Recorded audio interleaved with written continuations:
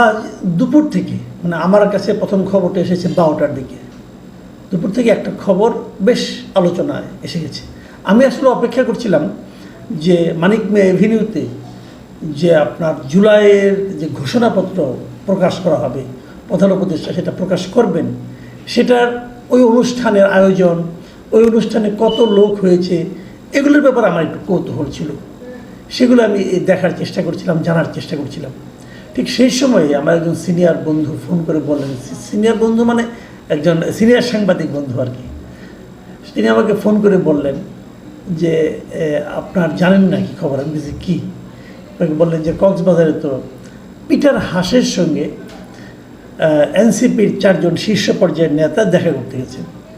তা আমি না খবরটা শুনে একটু অবাক হয়েছি যে এনসিপির নেতারা আজকে এই জুলাই অভ্যুত্থানের ঘোষণাপত্র যেদিন ঘোষণা করা হবে আনুষ্ঠানিকভাবে, প্রধান উপদেষ্টা নিজে ঘোষণা করবেন, এই সময় সেই অনুষ্ঠান স্থলে না থেকে কক্সবাজার যাবেন, এটা কি হয়? আমার মনে আরও একটা প্রশ্ন জাগলো যে যদি পিটার হাসটা এখন নেই, পিটার হাসটা আমাদের এখানে কেউ না, একসময় বাংলাদেশের রাষ্ট্রদূত ছিলেন, তারপরেও এখন উনি যদি আসেন তো তার সঙ্গে দেখা করার জন্য কক্সবাজার কেন যেতে হবে? আমি আসলে বিষয়টা বুঝতে পারিনি।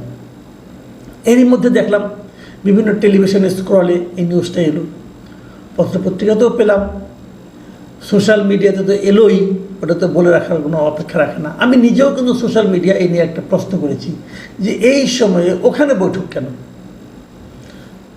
কিছুক্ষণ পর দেখলাম যে তারা একটা মানে আপনার একজন নেতা, তার মধ্যে 4 জন নেতা গিয়েছেন। সেই 4 জন হলো হাসনাত আবদুল্লাহ, সার্জিস আলম, ডাক্তার তাসনিম জারা এবং নাসিরুদ্দিন পাটোয়ারি।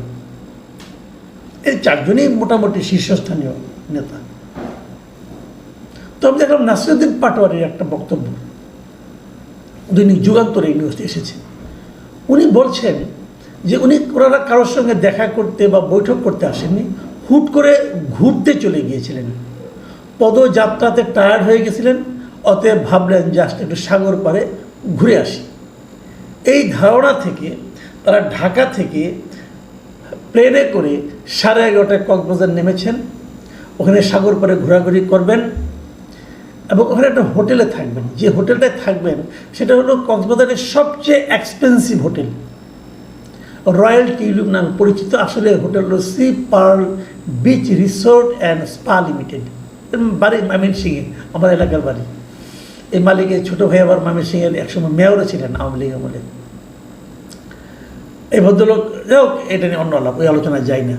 এই এক্সপেন্সিভ হোটেলে ওনারা গিয়েছেন, জাস্ট ভাবলেন যে একটু ঘুরে আসি, মানে একটু ঘুরে আসি বলে প্লেনে উঠলেন, কক্সবাজার গেলেন।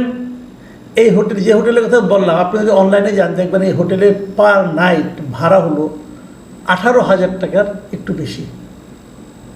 হয়তো ওনারা কম টম কিছু পাবেন, সেটাও 15,000 টাকার একটু বেশি। এক রাতের ভাড়া, এক দিনের ভাড়া প্রতি রুমের। ওনারা 4 জন গিয়েছেন, 4 জনের জন্য 4টা রুমই নেবেন এবং যেহেতু একজন নারী আছেন, তো জাস্ট ঘুরে আসি বলে যাবেন, আবার বিকেলে ফিরবেন। 3:30টার দিকে ওখান থেকে ফ্লাইট, শুনেছি এরকম আর কি, যা দেখলাম মিডিয়াতেও দেখলাম। তো জাস্ট ঘুরে আসার পেছনে ওনারা এতটা ব্যয় করতে পারেন। এদের মধ্যে অনেকে ধনী মানুষ নিশ্চিত, তাহলে তো এত হবে না। আমরা তো সার্জিস আলমের ব্যাপারটা জেনেছি, উনি তো বলেছেন ওনার পূর্বপুরুষ নাকি জমিদার ছিলেন, সেটাও তো ওনার মুখে শুনেছি। আবার আন্দোলনের সময় অন্য দৃশ্য দেখেছি।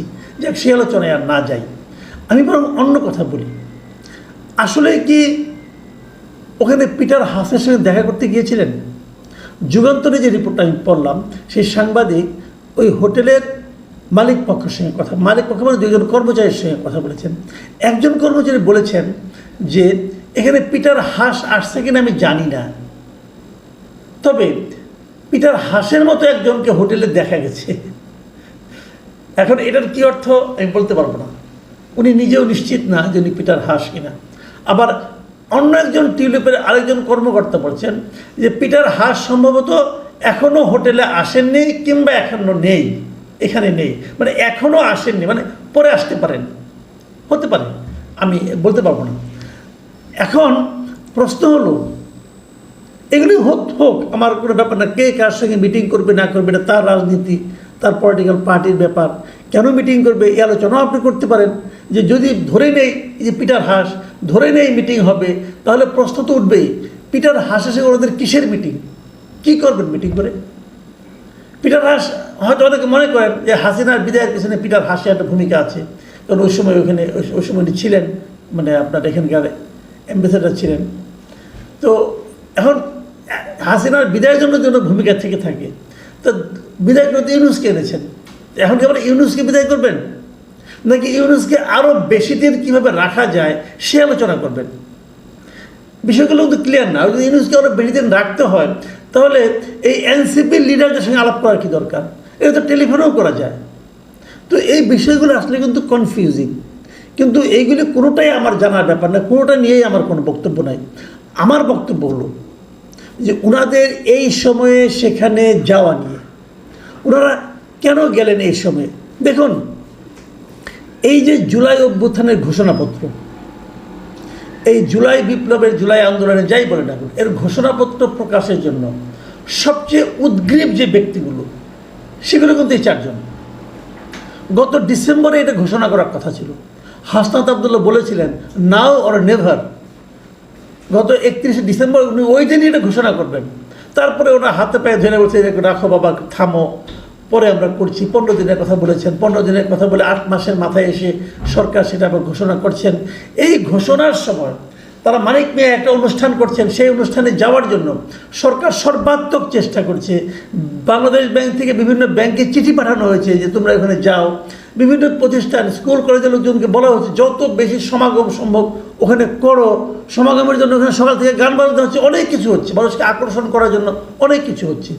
যখন সবাইকে আকর্ষণ করানোর চেষ্টা চলছে, তখন আমাদের এনসিপির এই 3 জন শীর্ষ নেতা, যাদেরকে আমি মনে করি এই ঘোষণাটা আসলে তাদের জন্যই প্রয়োজন, তারাই এই ঘোষণার জন্য উদ্গ্রীব, তারা চলে গেল অবসর বিনোদনে। কেমন হলো? আর যদি আপনি অবসর বিনোদন করেন, তাহলে মাত্র যে নামলেন 11:30টায়, চলে আসবেন 3:30টায়। খেয়াল করুন, মাত্র 4 ঘন্টার জন্য আপনি অবসর বিনোদন করতে গেলেন। 4 ঘন্টার অবসর বিনোদন হয় নাকি অন্য কিছু হয়? কি হয় ভাই? আপনি যদি বিনোদনই করতে যান, অবসর বিনোদন করতে ঘুরে আসতে যান, তাহলে তো আপনি কক্সবাজারে এত টাকা দিয়ে থাকবেন, এত দামি হোটেলে থাকবেন, একটা দুটো দিন থাকবেন, এই হোটেলে সুইমিং পুল আছে, এখানে ঝাপাঝাপি করবেন, অনেক কিছু করবেন। কিন্তু আপনি গেলেন আর এলেন, এটা হলো যাই ঘুরে আসার মতো হলো? এটা কি বাংলাদেশের মানুষ বিশ্বাস করবে ভাই? ঘটনা অন্য জায়গায়, সেটা কি সেটা আমরা জেনে যাব, কোনো সমস্যা নাই। মানুষ বলে দেয়, সব জানাজানি হয়ে যায়, অথবা পরবর্তী সময় আপনাদের কর্মকাণ্ড দেখে মানুষ সন্দেহ করবে, সেটাও হতে পারে। কিন্তু সবচেয়ে বড় কথা, এটা আপনাদের জন্য মানানসই হয়নি কাজটা। এই সময় আপনার এই যাওয়াটা আপনাদের দলের নেতা কর্মীদের মধ্যে একটা, আমি মনে করি, একটা নেগেটিভ বার্তা ছড়িয়ে দেবে। এটা আপনাদের জন্য, আপনাদের ইতিবাচক ভাবমূর্তি উজ্জ্বল করবে না, বরং একটা নেতিবাচক ভাবমূর্তি তৈরি হবে। এটা বাংলাদেশ, মাথায় রাখবেন। বাংলাদেশের মানুষ অনেক ধর্ম, মানে তারা ধর্মকে ভালোবাসে, ধর্মভীরও বলতে পারে।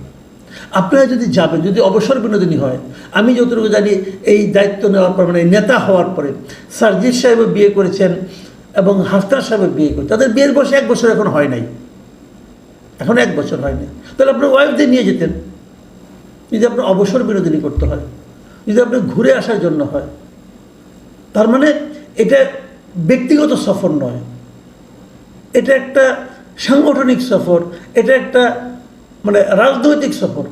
তাহলে কার সঙ্গে গেছে রাজনীতি করতে 4 ঘন্টার জন্য? ভাই, এই সমস্ত মানুষের মনে অনুচ্চারিত প্রশ্ন, এই প্রশ্নগুলো উঠবে, এর জবাব আপনাদেরকে দিতে হবে কিন্তু। এবং ওই যে নাসিরউদ্দিন পাটোয়ারি যেটা বললেন, মনে হলো যাই ঘুরে আসি, এই বক্তব্যে মানুষ বিশ্বাস করবে না। আর মানুষ কি বিশ্বাস করবে সেটাও আপনাদেরকে খুঁজে বের করতে হবে। প্রিয় দর্শক, আজকের দিনে আমরা অবশ্যই আমাদের আলাপের বিষয় হতে পারত যে ঘোষণাপত্র পাঠের বিষয়টা কি ঘোষণাপত্র পাঠ করলেন। আজকে আলোচনার বিষয় হবে রাত্র 8:20-এ প্রধান উপদেষ্টা কী ভাষণ দেবেন, সেগুলো কী বলবেন, সেগুলো নিয়ে আমি আজকে রাতেই করবো। আজকে রাত্রে একটা কন্টেন্ট করবো রাত 10টায়। তার আগে এই ঘটনাটা আমাকে আসলে খুব পীড়িত করেছে। আমি আসলে হতাশ হয়েছি এই সমস্ত নেতাদের এই কাণ্ডজ্ঞানহীনতা দেখে। এরা যেন মনে হয় কি মাঝে মাঝে এরা বিতর্ককে ইনভাইট করে, খুবই আনফর্চুনেট।